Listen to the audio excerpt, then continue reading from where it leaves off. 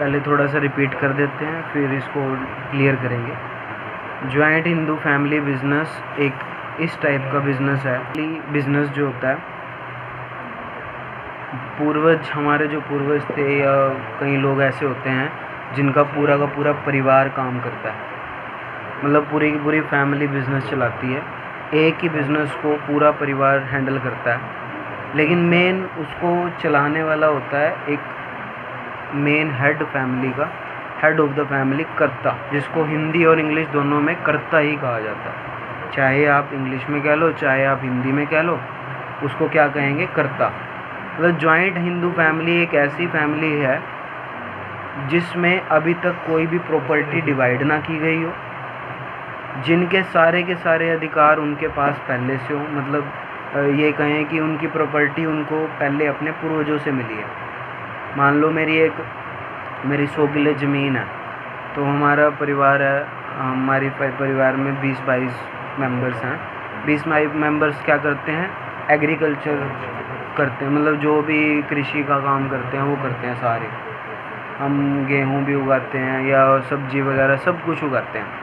हमारा सारा काम ज्वाइंट हो गया और हमने अभी तक प्रॉपर्टी बांटी भी नहीं है, मतलब पूरे परिवार के नाम है सारा कुछ, बांटा नहीं है अभी तक कुछ भी।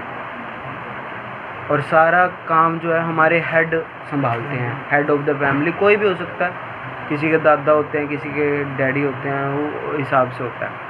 तो इस टाइप की जो फैमिली बिजनेस होता है, इस टाइप के बिजनेस को क्या कहते हैं?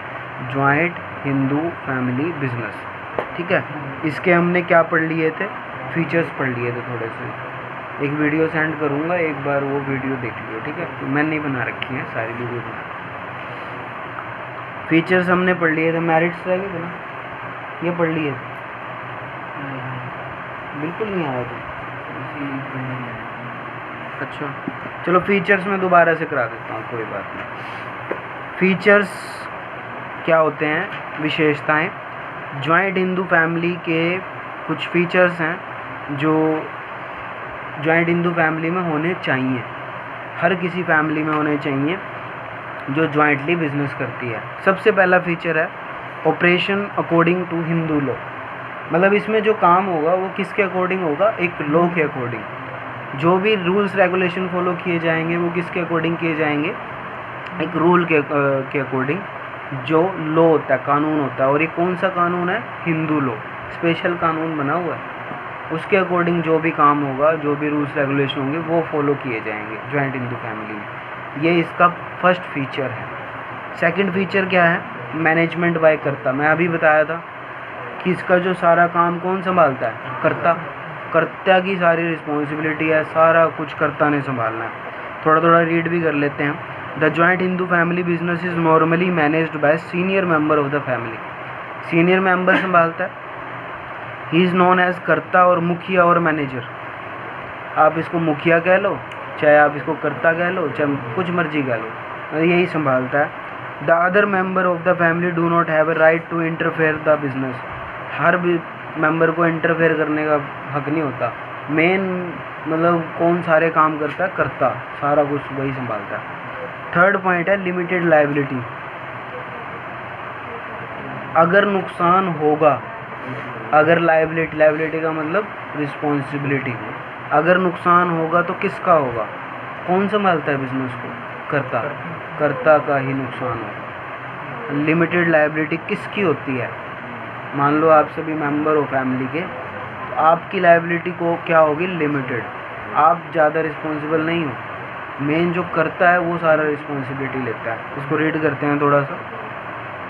Under joint family business the responsibility of the members is limited only to the extent of this their share. जितने उनके हिस्से उतनी उनकी लायबिलिटी, उतने के लिए वो जिम्मेदार।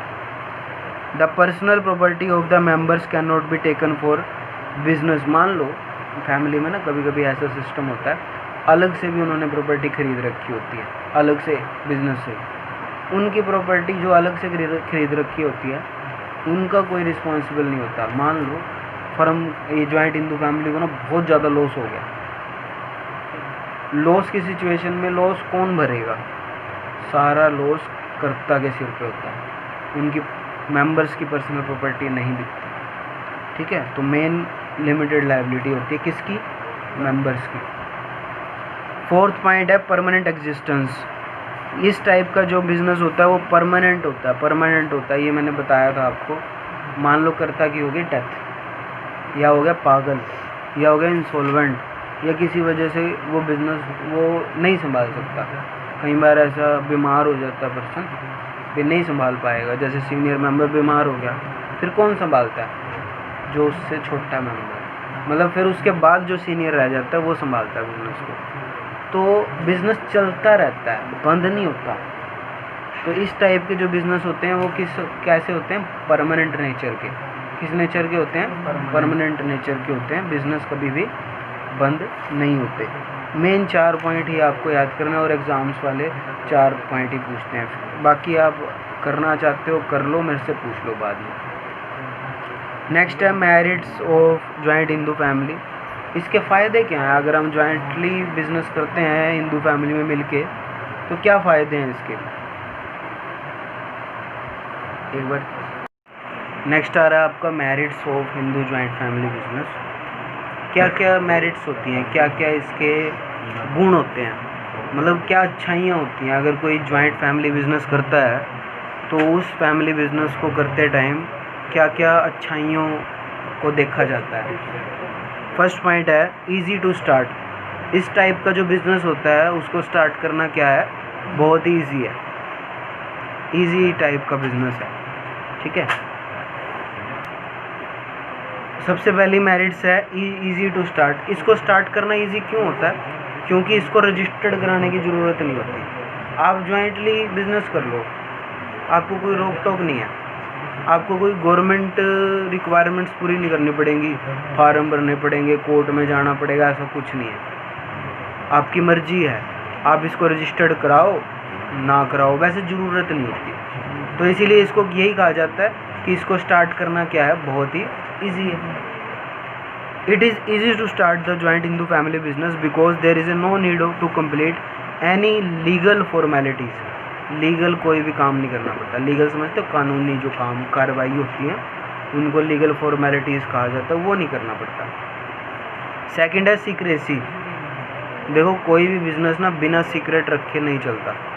अगर आप बिज़नेस की बातों को सीक्रेट रख सकते हो तो बिज़नेस अच्छे से चलेगा। अगर आप सीक्रेट नहीं रख सकते बातों को तो बिज़नेस नहीं चलेगा। तो सीक्रेसी बहुत ज़रूरी होती है किसी भी बिज़नेस में। तो ये सीक्रेसी जो होती है वो हर बिज़नेस के लिए ज़रूरी होती है। तो जॉइंट हिंदू फैमिली में तो अपने ही बंदे हैं, पूरी फैमिली है, वो बातों को क्या रख सकती है, सीक्रेट रख सकती है, तो बिज़नेस चल सकता है बढ़िया तरीके से। थर्ड है डायरेक्ट कॉन्टैक्ट विद कस्टमर। इस टाइप के जो बिज़नेस होते हैं ना वो कस्टमर से कनेक्टेड होते हैं। देखो मान लो हमारी दुकान है, आप सबने देखी होगी, तो हमारी दुकान पे सभी कस्टमर जो हैं वो डायरेक्टली कनेक्टेड है। मतलब कोई किसी को जानता है, कोई किसी को, कोई मेरे को जानता है, तो वो डायरेक्टली कस्टमर जो है कनेक्टेड होता है जिससे उसने सामान लेना है। तो तभी फैमिली का जो बिज़नेस होता है वो डायरेक्ट कॉन्टैक्ट से ही चलता है। The karta of the joint Hindu family business comes in direct contact with customer. और मेन हेड जो है कर्ता होता है फैमिली का। कर्ता को सभी जानते हैं, तभी उनका कॉन्टैक्ट होता है कस्टमर्स के साथ। Therefore he has a complete information about the liking, attitude and fashion of his customer. और वो कस्टमर की ज़रूरतों को समझता है। This help him in planning for his business. और बिज़नेस के लिए आगे फ्यूचर प्लानिंग के लिए ये बहुत ज़रूरी होता है। फोर्थ है प्रॉम्प्ट डिसीजन। प्रॉम्प्ट का मतलब होता है जल्दी डिसीजन लेना। सारे डिसीजन कौन लेता होगा joint in the family business में? कर्ता, मुखिया। कौन डिसीजन लेता होगा? कर्ता। बाकी का कोई मेंबर्स हैं बस काम करेंगे, वो तो मेन डिसीजन किसका है? कर्ता। तो प्रॉम्प्ट का मतलब जल्दी डिसीजन लिया जा सकता है, आसानी से डिसीजन लिया जा सकता है। और किसी भी बिज़नेस में डिसीजन लेना बहुत मायने रखता है। The karta of the joint Hindu family business is free to take business decision. वो फ्री है, किसी के दबाव में काम नहीं करता वो। He does not need to consult any body for this purpose. उसको किसी से सलाह नहीं लेनी पड़ती। Therefore he can take prompt decision which are essential for success of the business.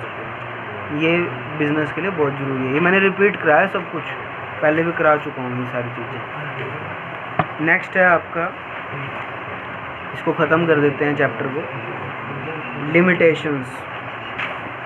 करा दिए कि रह गए थे ना। Limited resources.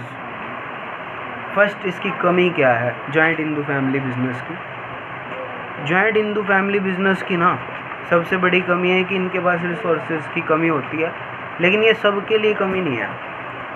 मान लो एक मिडिल क्लास फैमिली वाले जॉइंटली बिजनेस कर रहे हैं तो उनके पास पैसे की कमी हो सकती है, लेकिन जो तकड़े बंदे हैं जिनके पास बहुत सारा पैसा है, वो अगर बिज़नेस स्टार्ट करेंगे, जॉइंटली बिज़नेस स्टार्ट करेंगे फैमिली से, तो उनके पास रिसोर्सेज की कमी नहीं होती। अब अंबानी का नाम लूँ मैं, अंबानी के पास कोई रिसोर्सेज की कमी है?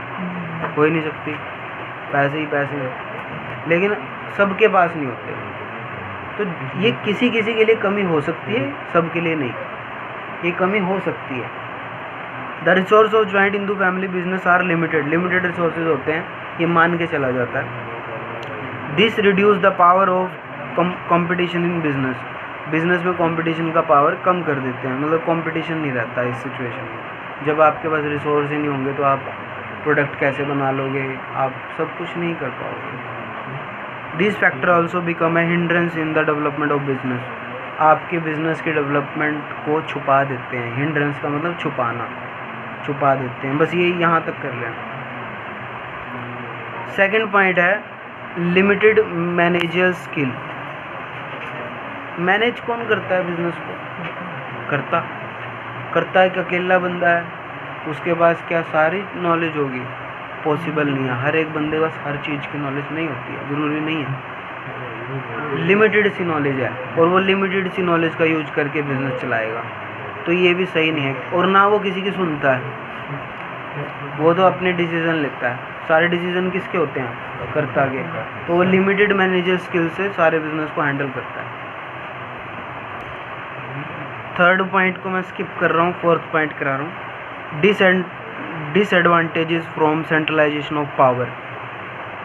सेंट्रलाइजेशन ऑफ पावर का मतलब एक ही बंदे के हाथ में पावर होती है और उसका गलत फ़ायदा भी उठा सकता है।